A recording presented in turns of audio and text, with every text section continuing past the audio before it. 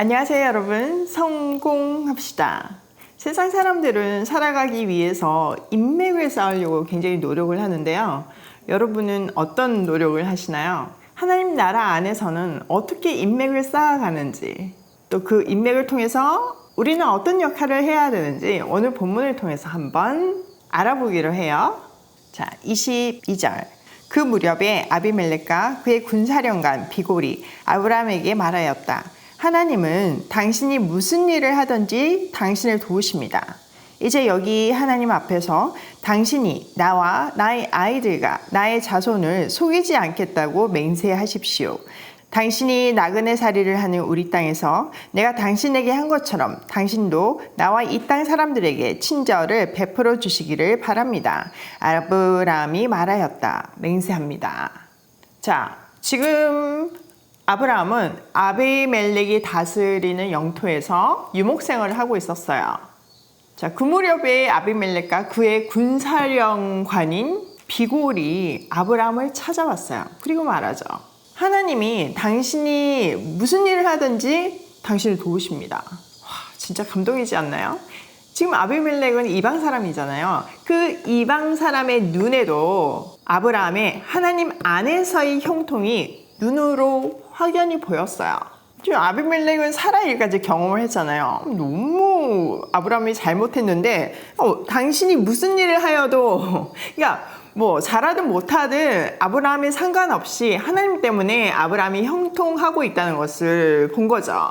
우리는 이 사건을 통해서 하나님의 백성이 세상에서 어떤 존재인지를 아주 구체적으로 확인할 수 있어요. 지금까지 우리가 살펴본 바로는 아브라함은 완벽한 사람이 아니었어요. 연약했고 실수 연속이었고 심지어는 좀 치사하기까지 했잖아요. 비정하기도 했고요. 물론 믿음의 행동도 했어요. 어쨌든 섞여 있었어요. 그러나 그의 어떠함에도 불구하고 하나님의 사랑은 든든하게 그의 인생을 붙들고 있었고 동행하시면서 그를 동력자로 사용하셨어요. 아비멜렉의 눈에도 크게 보였던 거죠. 사라 사건 같은 큰 실수를 했는데도 하나님은 그에게 선지자라고 부르셨고 또 자기 마음에 감동이 있어가지고 한몫 챙겨주게 했잖아요. 이건 뭐 하나님의 강권적인 형통이라고 밖에 볼 수 없었던 거죠. 그러니 아무리 그가 지금 나그네로서 자기 땅에서 먹고 살고 있다고 해도 그를 무시할 수 없었던 거예요.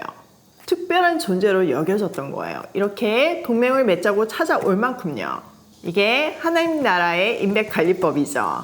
우리도 사실 이런 모습이 보여야 해요. 세상 사람들에게요. 하나님의 동행하심이 확연히 보이는 그런 삶 살기로 해요. 사실 우리가 얼마나 가지고 뭘 하냐는 중요하지 않아요. 집불도 없어도요.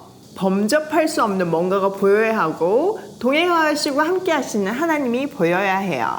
자, 아비멜렉이 찾아와서 동맹을 요청했어요.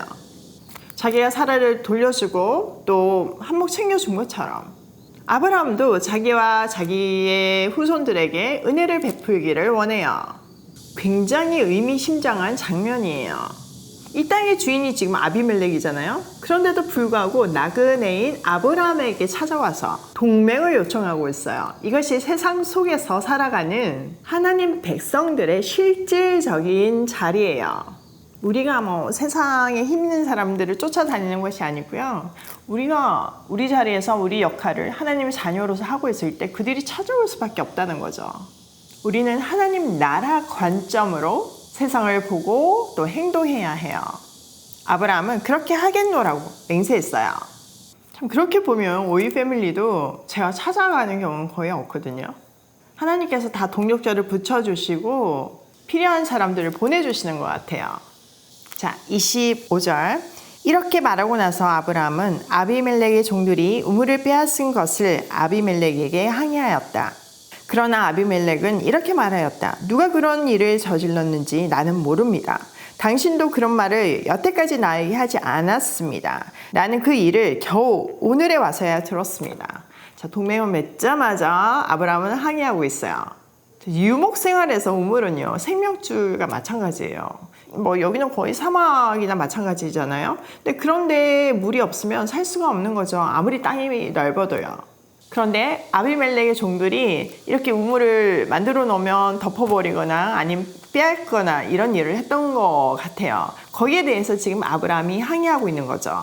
그러자 아비멜렉은 자기 몰랐다고 얘기해요. 아브라함조차 지금까지 그런 얘기를 안 했으니까 자기가 어떻게 알겠냐고 하는 거죠.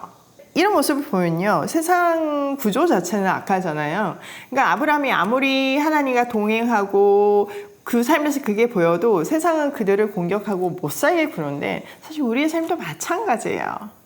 아무리 하나님의 동행하심이 있다고 그래도 세상 자체가 악의 구조이기 때문에 기득권에 의해서 불이익을 당하거나 그 악의 구조에서 불이익을 당하는 거는 어쩔 수가 없는 거죠.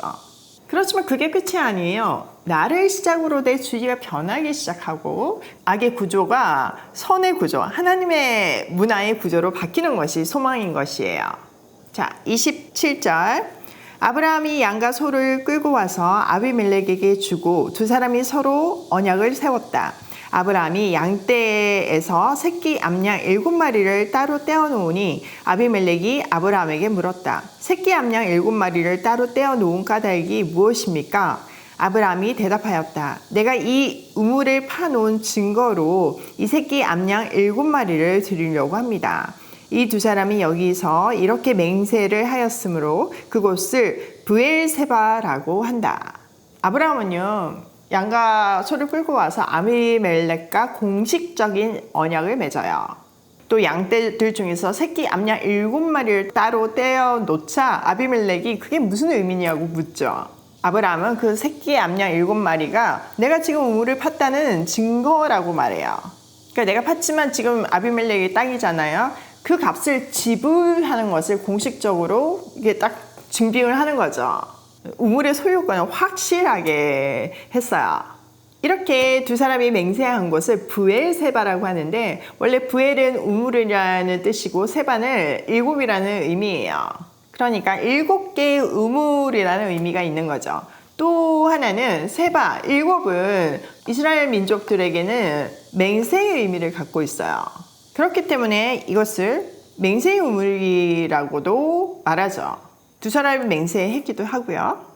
자, 32절. 아브람과 아비멜렉이 브엘세바에서 언약을 세운 다음에 아비멜렉과 그의 군사령관 비골은 블레셋 사람의 땅으로 돌아갔다. 아브람은 브엘세바에 에셀나무를 심고 거기에서 영생하시는 주 하나님의 이름을 부르며 예배를 드렸다. 아브람은 오랫동안 블레셋 족속의 땅에 머물러 있었다. 자, 언약을 세운 후에 아비멜렉은 블레셋 사람의 땅으로 돌아갔어요.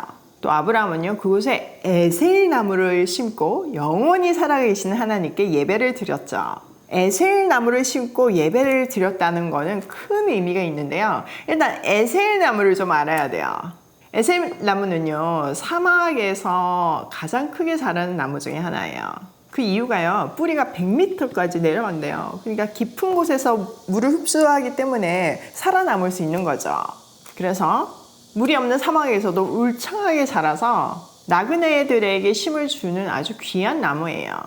또 마을 어귀에 이렇게 에셀 나무를 심어두는 경우가 있었는데, 그 의미 자체가 우리 마을에는 당신들이 나그네들이 쉴 곳이 있는 그런 넉넉한 곳입니다를 의미하기도 했죠. 그러나 아브라함이 에셀 나무를 심고 예배를 드린 것은요, 그 나그네 환대법 너머의 의미예요. 사무엘상 22장 6절에 보면요, 이스라엘의 1대왕 사울이요, 그의 통치를 이 에셀나무에서 시작을 해요. 그러니까 그가 죽었을 때 다윗이 이 에셀나무 밑에 그를 묻죠. 그의 통치가 마무리되는 곳이 바로 에셀나무였어요. 즉 아브라함이 이 에셀나무를 심음으로 해서 하나님의 나라가 본격적으로 시작될 것이라는 믿음을 보인 거예요. 이 땅을 소유로 주신다는 하나님의 언약을 믿은 행동인 거죠. 자, 오늘 내용을 우리 삶에 한번 적용을 해보면, 첫 번째, 세상도 하나님의 사람을 알아본다. 여러분, 귀신들도 예수님을 제일 먼저 알아봤잖아요. 이렇게 세상 사람이 아비멜렉도요, 아브라함이 하나님의 사람임을 알아봤어요. 영적으로 무지해도요, 뭔가 다른 것을 느낄 수 있기 때문이죠. 그렇기 때문에 우리는요, 세상 사람들처럼 막 인맥을 쫓아다니면서 내 인생을 허비할 필요가 없어요. 내가 의도적으로 인맥을 쌓지 않아도요. 뭐 인맥을 사람들이 쌓는 이유가 다 내 이익을 위해서잖아요. 그렇게 하지 않아도 우주 만물을 창조하시고 역사를 주관하시고 모든 사람들을 창조하신 하나님께서 필요에 따라서 사람을 붙여주시고 만나게 하세요. 하나님은 만남을 통해서 일하시잖아요. 우리 사단법인 오이 패밀리에도요, 기적적인 일이 지금 일어나고 있는데요. 결국 우리가 아이들을 사랑으로 보살피지만 정말 그 한 사람이 온전한 구원을 받기까지는 하나님을 알지 못하면 안 돼요. 그럼 교회가 서포트를 할 수밖에 없어요. 그래서 오이 패밀리가 이 교회랑 동력하는 것이 굉장히 중요하거든요. 근데 제가 평신도이고 여자다 보니까 한국 교회 특성상 이렇게 연결하기가 쉽지 않더라고요. 근데 하나님께서요, 정말 너무 훌륭한 목사님을 붙여주셨어요. 그리고 지난 토요일 날 첫 번째 교회와의 협약식이 있었어요. 너무 감격이지 않나요? 혹시 여러분들 가운데 여러분의 교회가 오이 패밀리와 동력하고 싶으면 언제든지 본부로 연락 주세요. 제가 보니까 사모님들이 이 영상을 많이 보시더라고요. 서울보다는 사실 지방으로 가면 갈수록 그 영혼들을 살릴 손길이 참 많이 부족해요. 그러니까 교회 사이즈에 상관없이 어떤 위치에 있든지 상관없이 연락 주세요. 오이 패밀리와 함께 영혼을 살릴 마음이 있으신 분들은요. 하나님이 이 귀한 네트워킹을 만들어 주실 줄 저는 믿어요. 두 번째, 하나님의 동행하심이 보이는 인생을 살자. 이 이방인의 눈에도 아브라함의 인생에 하나님이 개입하시는 게 보였잖아요. 우리 삶에서 그게 보여야 되는 거예요. 뭔가 다르다. 뭔가 이상하다. 뭔가 멋지다. 왜냐하면 우리한테 진리가 있기 때문에 그럴 수밖에 없어요. 저는 하랑이를 통해서 그걸 참 많이 느끼는데요. 하랑이는 저를 만나기 전에는 하나님을 몰랐잖아요. 저를 통해서 하나님을 만났고 또 가족이 생겼죠. 하랑이가 하나님 밖에서 하나님 안으로 들어왔을 때 사람들이 하랑이가 부럽다는 얘기를 하더라고요. 하랑이 인생 가운데 하나님이 역사하심을 다들 고백하시더라고요. 우리 삶이 그래야 된다는 거예요. 우리가 하나님의 자녀이기 때문에 세상 사람들이 부러워해야 하는 것이 정상이에요. 내가 많이 가졌고 그런 거 아니어도 하나님의 자녀 때문에 부러워해야 하는 거죠. 세 번째, 에셀나무를 심자.